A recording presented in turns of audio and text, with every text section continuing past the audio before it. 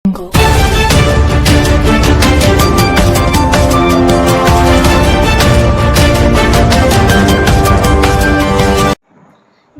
દર્શક મિત્રો, આપ જોઈ રહ્યા છો ડિજિટલ ન્યૂઝ।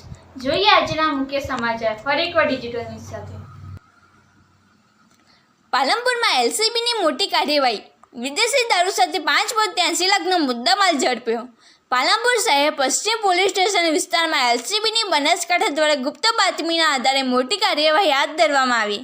પેટ્રોલિંગ દરમિયાન હોન્ડા સિટી કાર નંબર GJ08BN3377માંથી ભારતીય બનાવટનો વિદેશી દારૂની 813 બોટલો, કિંમત ₹2,73,981 તથા કાર સહિત કુલ ₹5,83,981નો મુદ્દામાલ ઝડપી લેવાયો।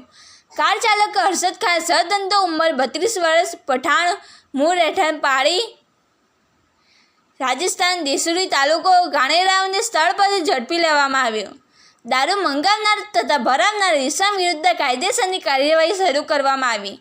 આ કાર્યવાહી શ્રી ચિરાગ કોરડિયા, પોલીસ મહાનિરીક્ષક સરહદી રેન્જ કચ્છ ભુજ તથા શ્રી પ્રશાંત સુબે, પોલીસ અધિક્ષક બનાસકાંઠા જિલ્લાના દારૂ જુગાર વિરોધી ગુનાઓ શોધવા માટેના સૂચનો અનુસંધાન હાથ ધરાઈ।